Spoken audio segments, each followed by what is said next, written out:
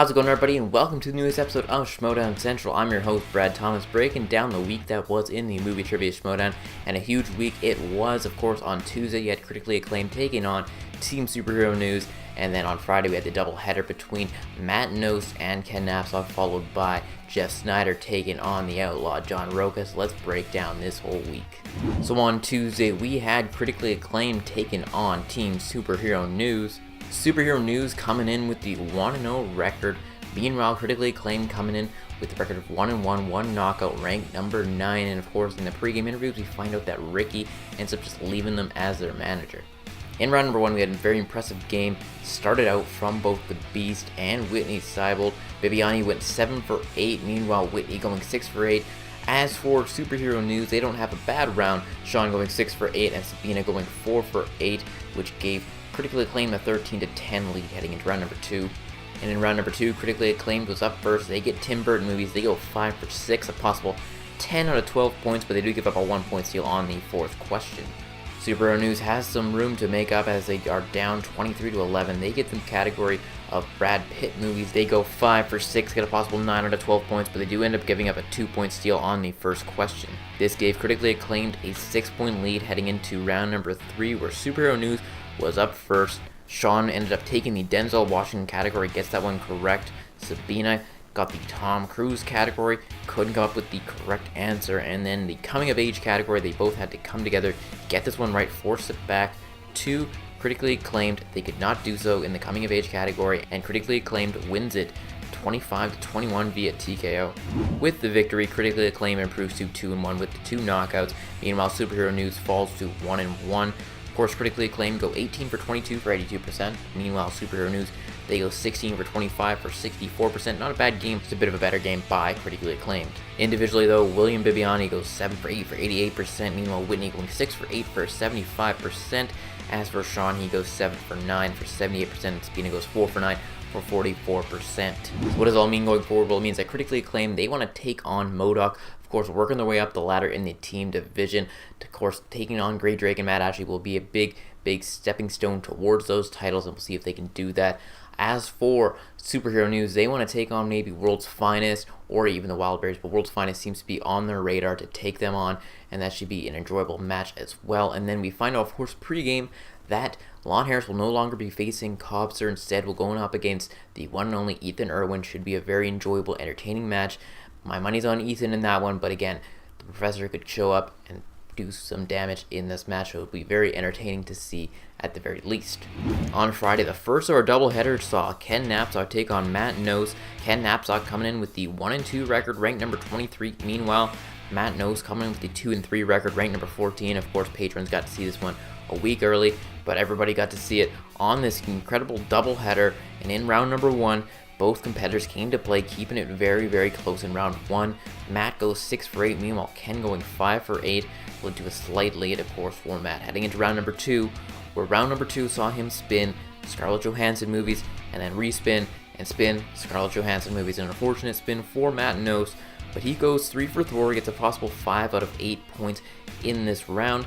Not bad, considering not one of the strengths that he wanted on the wheel. Meanwhile, Ken in round 2, he ends up getting the 90s category. He goes 3 for 4, goes 6 for 8 points in that round. Slightly better than Matt Knost, but he also did give up a 1-point steal, kind of equaling the playing field on question 3, saying you wrong to me. So Matt Knost kept on to that 1-point lead, 12-11 heading into round 3. Ken Napzok up first. He gets comic movies, gets that first question incorrect, couldn't come up with the Constantine answer. In question number 2, though, that was a different story. He gets that one correct, sending everything back to Matt Knost. He ends up getting war movies correct, tying the game, and with his second question gets a category of new releases, and again guesses it correctly. A big pull by Matt Knost. The random guess paid off on the Seth Rogen answer. This forced Ken Napzok to answer his third and final question in the action-adventure category, and he could not do so. Gets that one incorrect as Matt Knost wins it 17-14. Matt improves his record to the 500 level with a record of 3-3. As for Ken Napzok, falling to 1-3, Matt Knost goes 11 for 14 for 79%, one of his best games that he's played so far in the singles division. As for Ken Napzok, he goes 9 for 15 for 60%. Not a bad game for Ken Napzok, but just not quite as good as Matt Knost. So we'll have to see what this means for Matt Knost going forward. Of course, it kind of gives him that, again, that 500 record. So maybe we can see him sneak into the singles tournament, make his way up the ladder, maybe get his way to the title shot if he can get those wins in the tournament. It'll be interesting to see if he can do so, but an exciting prospect nonetheless. Meanwhile, Ken Napzok, he's got his #1 contender Star Wars match to focus on going forward, of course, wanting his revenge at Sam Witwer. We'll see if he can do so at the live event in just a few weeks. And for the main event of the week, you had John Rocha taking on Jeff Sneider. Jeff Sneider coming in with the 6-4 record, ranked number 3. Meanwhile, John Rocha coming in with the 8-5 record, 2 knockouts, and ranked the number 2 contender. And in round number 1, John Rocha and Jeff Sneider were going head-to-head, but Jeff Sneider had the better game in the first round, going 7 for 8. Meanwhile, Rocha goes 5 for 8. Getting that 2-point gap. There was a big miss on question 4 for John Rocha, saying Jason Statham as his answer for the Owen Shaw question. Of course, Jason Statham playing the brother of Luke Evans' character as Owen Shaw. And of course, on question 7, Jeff using his repeat, paying off. I thought it may have come after the countdown had ended, but it was not the case, and he ends up getting that question correct. And Rocha, though, had a big pull on question number 8 with the Lego movie answer. Again, just to tighten that gap just a little bit. Again, a random guess by Rocha, but he got it correct. And in round number 2, John Rocha had the magic wheel working for him as he spun biopics. He goes 4 for 4, gets a possible 7 out of 8 points. A very, very impressive round to give Rocha that 12-7 lead, at least for the time being. Meanwhile, Jeff Sneider was up, and he spun the category of directors. He goes 3 for 4, gets a possible 6 out of 8 points. Had Rocha been able to steal, could have maybe tied it up at 13 apiece, but instead, Sneider leads 13-12. And round number 3 was very back and forth, as John Rocha had famous actors and actresses. He gets that one correct. Jeff Sneider was up. He had 90s movies. He gets that one correct. John Rocha, fantasy sci-fi. He gets that one correct. Jeff Sneider had the Meryl Streep category. He ends up getting that one wrong. He instead says cry in the darkness as opposed to in the dark. Big key miss for Jeff Sneider and could have cost him in this game. Question 3, of course, Jeff Sneider gets that one correct to send it back to Rocha, puts all the pressure back to Rocha. He can either win it or lose it with this category. He unfortunately gets horror movies, gets a category about the witch, and gets that one incorrect. So Jeff Sneider ends up winning it 20-17. Jeff Sneider improves to 7-4. As for Rocha, falls to 8-6, still with the 2 knockouts. Jeff Sneider had a very impressive game, going 12 for 15 for 80%. As for Rocha, he goes 11 for 15 for 73%. Rocha did have a very good game, just not quite as good as Sneider's, and we'll have to see what this does for Rocha moving forward in the singles division. Lots happening post-game. We're not sure exactly kind of how this is going to work out because of especially with the pre-game scenes, but basically in the pre-game you had McWeeny. He'll play the winner of both Lon Harris and Ethan Irwin, and then if he wins that match, he will go up against the winner of Sneider Rocha. But there's a little wrinkle now because, of course, Bibiani cashing in his #1 contender shot and instead will face Jeff Sneider to go on and take on the champ in Sam Levine. So we'll have to see what exactly happens there, how that plays out with Drew McWeeny.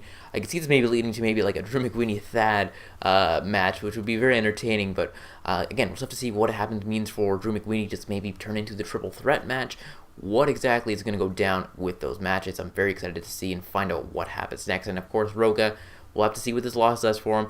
He'll still probably be in that singles tournament, so we'll have to see if maybe he can get that singles tournament magic going and make his way up the ladder like his fellow partner, maybe Matt Knost, and see if he can do so in the singles tournament. So next week on the Movie Trivia Schmoedown on May 8th, we got the Wildberries taking on the Kingsmen. Should be a very entertaining and enjoyable match. I'm very excited to see this match go down. It's not the strongest teams in the world, but it will sure make for an enjoyable, entertaining experience, and I couldn't be more excited for this match, actually.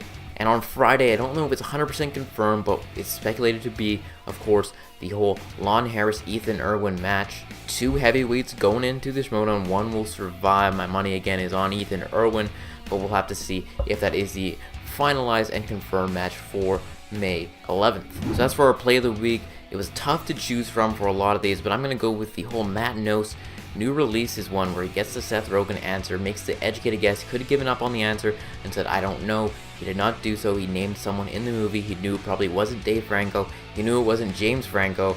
So what does that leave? It leaves Seth Rogen as one of the top persons to guess, and he does so and gets that one correct, propelling him to that victory. As for our misplay of the week, There could have been two to choose from the Rocha Sneider match, but I'm going to go with Rocha's misplay because he did end up losing the match.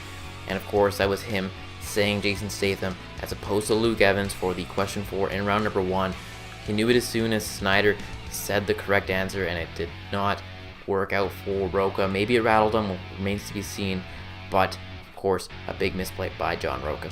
As for our player of the week, that's got to go to William Bibiani, continuing his hot streak, and of course coming through in the end, getting that TKO victory, answering a lot of the questions in round number 2 for Tim Burton as well. Of course, Whitney knew a lot of them as well, but his new technique of standing at the desk seems to be paying off, and a very impressive game, of course, going 7 for 8 for 88% for questions he was asked, and like I said, answering a lot of those round 2 questions as well.